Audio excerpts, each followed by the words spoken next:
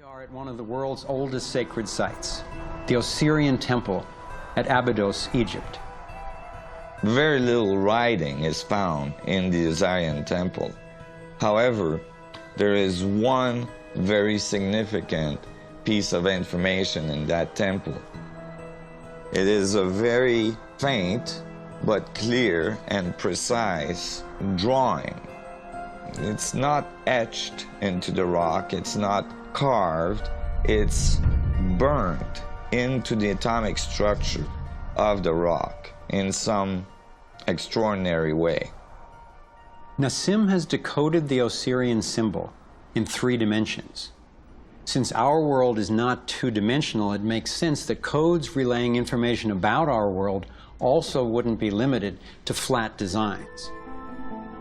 His 3-dimensional version of the Osirian symbol starts with the vector equilibrium, a perfectly balanced force field with 12 equal energy lines radiating out.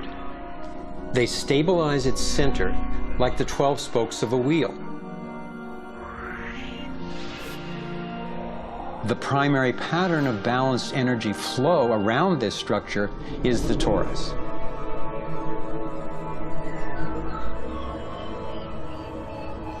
Here we expand to the next larger scale with a total of 64 pyramids called tetrahedra.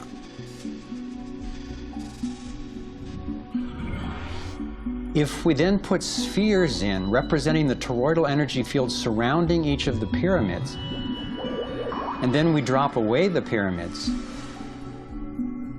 we end up with a matrix that is, amazingly, an exact overlay for the Osirian icon. A 3-dimensional model of the same pattern that was burned into the rock wall of the Egyptian temple thousands of years ago. Now we travel across continents, from Egypt to China, where the same geometry appears at another sacred site built in 1420. Then you go to the Forbidden City, where the sun gods reside, and where you find at the entrance the Fu dogs, the guardians of the knowledge. They guard the knowledge under their paw. The same geometry of 64 energy units is encoded again. I started wondering, is it just a coincidence that the exact same design appears in significant places on 2 different continents? But then Nassim showed me that this geometry of 64 is encoded time and again in cultures across the centuries and from all over the world.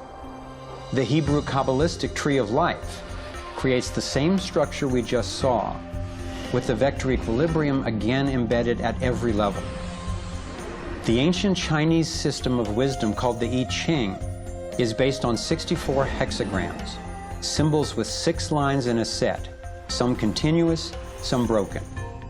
These can be put together as the 6 edges of a tetrahedron, and together would form the 64 tetrahedron crystal.